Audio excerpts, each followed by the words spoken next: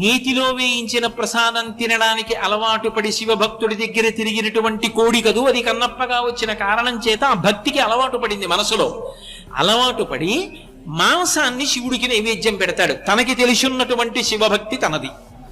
ఆయన ఇక్కడ అశుతోషుడు, నువ్వెంత పూజ చేశావు ఇక్కడ చూడడం. ఇక్కడ అన్ని నియమాలు పాటించాడా కాదు, మనసు చూస్తుంటాడు ఇక్కడ ప్రధానంగా. అందుకే ఆయన ఏం చేస్తున్నాడు, చూస్తున్నాడు కన్నప్ప వంక ఏం చేస్తాడని చూస్తున్నాడు. ఆ కన్నప్ప రోజు వచ్చి మాంసం నైవేద్యం పెడుతుండేవాడు. శంకర భగవత్పాదులు ఓ పట్టాన ఎవరిని పొగిడి స్తోత్రాలు చేయరు, క్షేత్ర ప్రసక్తి అసలు తయారు ఎక్కడైనా. అటువంటి శంకరాచార్యులు వారు ఒక్క శివానంద లహరిలో శ్రీశైలం మీద కొన్ని శ్లోకాలు చేస్తే ప్రత్యేకంగా పట్టాభిషేక శ్లోకం అంటారు భక్తికి, శ్రీకాళహస్తి మీద ఒక శ్లోకం చేశారు. మార్గావర్తిత పాదుకా పశుపతే రంగస్య కూర్చాయతే గండూషాంబు నిషేచనం పురరిపోర్ దివ్యాభిషేకాయతి భక్షిత మాంస శేష కబళం నవ్యోపహారాయతే భక్తి కిన్న కరోత్యహో వనచరో భక్త్యావతంసాయకే అన్నారు. ఆ తిన్నడు ఆ కన్నప్ప ఏమీ తెలియదు, కానీ శివలింగాన్ని చూసి అది లింగం అని విడిపోయేవాడు కాదు, అది శివుడే, అది భావన. అది చూస్తాడు శివుడు. ఏదో లింగం అని వెళ్ళిపోతున్నాడా కాదు, శివుడని ఒళ్ళు దగ్గర పెట్టుకుంటున్నాడా. అక్కడికి వెళ్ళి నువ్వు అనవసరపు మాటలు మాట్లాడకుండా ఉంటే అదే గౌరవం. అది శివుడైనప్పుడు నీ పాండిత్యం అక్కడ ప్రదర్శించకు, నువ్వు మౌనంగా ఉంటే చాలు. వచ్చిన వాడిని మౌనంగా ఉండనిస్తే చాలు, నువ్వు ఎక్కువ అక్కడ మాట్లాడకూడదు. అది మర్యాద. శివుడు అక్కడ కూర్చుంటే నువ్వెందుకు మాట్లాడడం?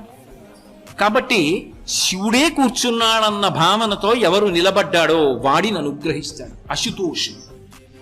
ఆయన్ని చూశాడు కన్నప్ప. ఒకనాడు ఎందుకో తిరుగుతున్నాడు, ఆకలేసిందో మృగాన్ని వేటాడాడు, దాని శరీరాన్ని చీల్చాడు, కాల్చాడు. అక్కడక్కడ మాంసం ముక్కలు కొరికి చూశాడు. ఒక చోట మాంసం మంచి కమ్మగా రుచిగా అనిపించింది. అమ్మ, శివుడికి పెట్టాలరా వెళ్ళి తిన్నాడో తినలేదో అలా కూర్చుంటాడు గుడిలో అని బయలుదేరాడు. ఓ ఆలోచన వచ్చింది, ఈ శివుడికి అలవాటు ఉంది, స్నానం చేస్తే కానీ తిండో వచ్చిన బాధ, స్నానం చేయించాలి ఆయనకి.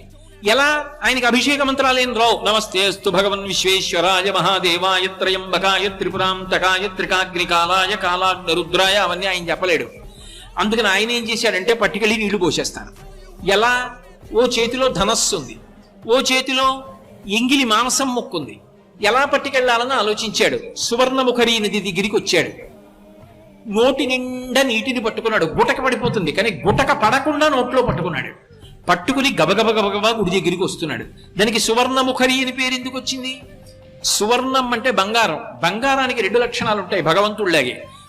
అందులో కలిపి ఉంటాడు కాబట్టి ప్రమాదం తీసుకొస్తుంది. బంగారం ఎక్కువ ఉందనుకోండి పీక కూడా తీసేస్తాడు. అది కలిపురుషుడికి స్థానం. బంగారము పాపము చేయిస్తుంది, బంగారము గొప్ప అనుగ్రహాన్ని ఇస్తుంది. అందుకే సువర్ణలింగాయ నమః, బంగారు లింగాన్ని పూజించడం అంత గొప్ప. అలాగే సువర్ణాన్ని దానం చేస్తే అసలు ఇంకా దేవతలు మహాప్రీతి చెందుతారు. ధర్మశాస్త్రంలో ఒక మాట చెప్తారు, ఎవరికి దానం ఇవ్వడం వల్ల ఎక్కువ సంతృష్టి పొందుతారు అంటే గురువుకి దానం ఇవ్వడం వల్ల. అయితే ఇక్కడ చమత్కారం ఉంది. గురువు గారంటే నిజానికి అసలు బంగారమునందు వ్యామోహం ఉండదు ఆయనకి. ఆయన పుచ్చుకోడు. ఎందుకో తెలుసా? ఆయనకి కావలసింది బంగారం కాదు, పరమేశ్వరుడు కావాలి. అందుకే ఆయనకి పట్టుకొచ్చి మీరు ఇచ్చినా ఆయన నాకు అక్కర్లేదండి. అలాంటి వాడు పుచ్చుకున్నాడు అనుకోండి, నీ జన్మ ధన్యమై. అందుకని హిరణ్యదానం పుచ్చుకోవడానికి యోగ్యుడు ఎవరంటే గురువు. గురువు ఎప్పుడూ ఆ భ్రాంతిలో ఉండడు. అటువంటి బంగారం ఉద్ధరిస్తుంది. బంగారంగా శివలింగానికి పూజ ఉంది. బంగారు రజనుతో అభిషేకం ఉంది. బంగారు రజన కలిపిన నీటితో అభిషేకం చేస్తే మంచి ఇల్లు కట్టుకుంటాడు. అందుకే బంగారు రజనుతో ఇల్లు కట్టుకునేవాడు తప్పకుండా అభిషేకం చేయాలి శంకరుడికి. కాబట్టి బంగారము ఎంత గొప్పదో ఆ నీరంత గొప్పది.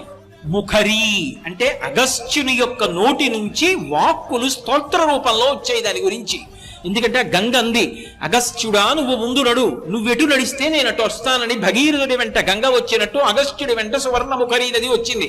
అంత గొప్ప క్షేత్రం శ్రీకాళహస్తి.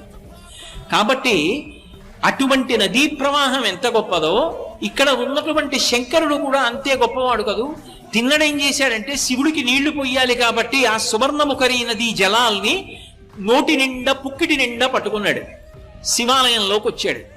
శివాలయంలో ఒక ఆచారం ఉంటుంది. శివలింగానికి ఉన్నటువంటి నిర్మాల్యాన్ని తీయాలి. శివలింగానికి పూజ చేసేటప్పుడు తుమ్మి పూలు మొదలైనవి పూజ చేస్తాం కదా, పూజ చేసినప్పుడు ఎక్కడైనా తడికి అభిషేకం చేసినప్పుడు ఇరుక్కుంటాయి.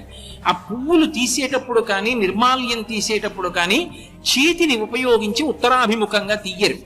తీయకుండా ఏం చేస్తారంటే చాలా మెత్తటి, మీకు అర్థం అవ్వాలంటే బ్రష్ అనొచ్చు, కూర్చ అంటారు, అది పెట్టి తుడిసి తీస్తారు. ఇప్పటికీ మీరు ఎవరైనా పెద్దలు చేసే పూజలు చూడండి, దాంతో తీస్తారు నిర్మాల్యం ఉత్తరాభిముఖంగా. కాబట్టి ఎలా ఆయనకి నిర్మాల్యం తీయాలిగా, కూర్చ ఏదని ఆలోచించాడు. చూశాడు ఇంతకుముందు అర్చకులు కూర్చతో నిర్మాల్యం తీయడం చూశాడు. నా దగ్గర కూర్చేది, ముందు కాసేపు తినాలి, ఆకలేస్తోంది, ఇవన్నీ పట్టించుకుంటే ఎలా, పాపం ఎప్పుడు తిన్నాడో ఏమో. అది ఆయన భక్తి. ఆయన చూసింది ఏమిటో తెలుసా, అది రాయి లింగం లేదు, శివుడు అన్నాడు. అది లేదు మిగిలిన వాళ్ళకి, ఆయనకుంది కన్నప్పకి. వచ్చిన వాడు ఏం చేశాడు, చెప్పులతో లోపలికి వెళ్ళిపోయాడు. ఎందుకని, ఇదే కూర్చో అన్నాడు.